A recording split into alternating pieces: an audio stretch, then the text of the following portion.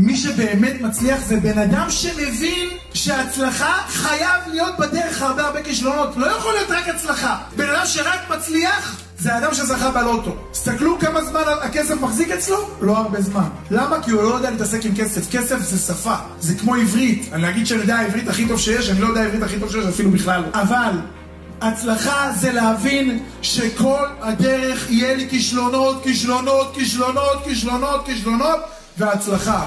כישלונות, כישלונות, כישלונות, הצלחה, כישלונות.